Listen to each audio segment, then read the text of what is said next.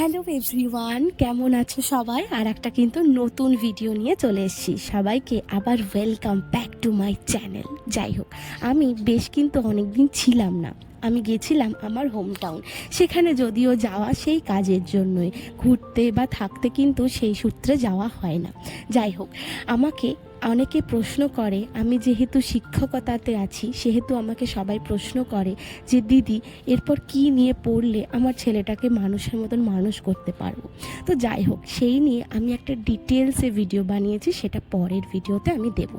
এরপর বলি যে তোমাদেরকে আমি কেন সেখানে গেছিলাম। সেখানে আমার কিছু সেমিনার আর কিছু ওয়েবিনার ছিল, কিছু স্টুডেন্টকে সেই বিষয়ে বোঝানোর জন্য।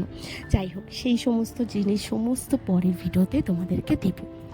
জানো তো, এই গাছ সম্পর্কে যতই বলি ততই কম। কালকে একটা আর্টিকেলে পড়লাম, মানুষ গাছ ছাড়া বাঁচতে পারে না, কিন্তু গাছ মানুষকে ছাড়া বাঁচতে পারে। কথাটা কতটা সুন্দর না বলো? আমরা কতটা পরিবেশ দূষণ করি, আমরা কত গাছ কেটে ফেলি, কত গাছ নষ্ট করে ফেলি, রাস্তা করছি, বাড়ি করছি, কিন্তু তুমি বলো একটা গাছ কিন্তু একটা মানুষকে বাঁচিয়ে রাখে, আমরা সেটা ভুলেই যাই। উল্টে আমরা কী করি? জঙ্গল সাফ করে দিই। যাই হোক, এরকম গাছেদের নিয়ে যতই পড়ি ততই ভালো লাগে।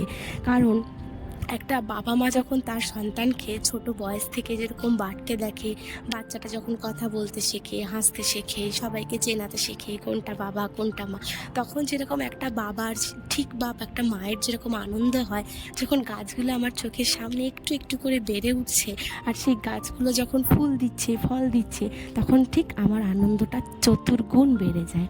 আমার ছোটোবেলা থেকে বাবা শিখিয়েছিল, গাছের পাতা তোলো না, বরং একটা গাছ লাগাও। যখন এই গাছটা ফুল দেবে তখন বুঝতে পারবে যে এই গাছটার কতটা ভ্যালু। যাই হোক, আর জানো তো, বাড়িতে সেদিনকে বিরিয়ানি বানিয়েছিলাম, বেশ জম্পেশ করে একটা বিরিয়ানি, হোমমেড। কিন্তু তোমাদেরকেও সেই রেসিপিটা জানতে চাইলে তোমাদেরকেও দিয়ে দেবো। এই হোমমেড বিরিয়ানিতে জানো তো, আমাদের বাড়িতে কারুর না নেই। কেন বলো তো? কারণ একদম টেস্টটা হয় দোকানের মতন, আর খুব কম তেলে করা হয়। যাই হোক, তোমরা যদি তোমরা যদি রেসিপি চাও বিরিয়ানির, আমি তোমাদেরকে দিয়ে দেবো। আর তারপর হচ্ছে সেখান থেকে ফিরে আমি আবার যেরকম অ্যাজ ইউজুয়াল কাজে যুক্ত হয়ে যাই। আচ্ছা, এরপর হচ্ছে আমি তোমাদেরকে যেটা আর একটা বলবো, সেটা হচ্ছে আমি যেহেতু এই শিক্ষকতাতে অনেক বছর ধরে আছি, সেহেতু আমাকে অনেকে, এমন কেউ নেই যে জিজ্ঞেস করে না যে দিদি বা ম্যাডাম, আমার ছেলেটা জানেন তো একদম পড়ে না, আমার মেয়েটা জানেন তো একদম পড়ে না। এই প্রবলেমটা না এখনকার দিনে একেবারে কমন হয়ে উঠেছে, জানো তো। তো তোমরা যদি আমার ওই পরের ভিডিওটার জন্য প্রস্তুত থাকো, তাহলে আমি খুব তাড়াতাড়ি আপলোড করব।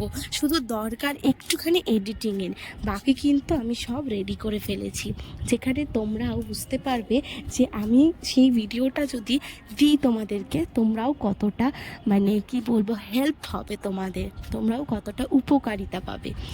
আর তোমরাও তোমাদের বাচ্চাদেরকে সেইভাবেই বোঝাবে। জানো তো, একটা বাচ্চাকে যদি আমরা সবসময় বকাঝকা করি, তাহলে কিন্তু সে খুব রিজিড হয়ে যায়, সে সেই কাজটাই করবে যেটা তুমি বারণ করছো। যদি তুমি কোনো বাচ্চাকে কোনোভাবে বুঝিয়ে বলতে পারো, তার মন জয় করে নিতে পারো, তাহলে কিন্তু সে তোমাকে মানবে। যেহেতু আজকালকার দিনে এখনকার ম্যাক্সিমাম 90% বাবা মা যেহেতু দুজনেই ওয়ার্কিং, সেহেতু বাচ্চাটাও কিন্তু সেই সুযোগটাই নেয়। সেই সুযোগটা থেকে তুমি যদি তাকে কোনোভাবে বঞ্চিত করতে পারো, তাহলে কিন্তু সে খুব তাড়াতাড়ি ফোনের নেশাটা ছেড়ে সে তার পড়াশোনাটাই করবে। আমাদের সময় বলো তো, ফোন ছিল না, আমরা শুধু পড়াশোনাই করেছি কেবল, তাই না?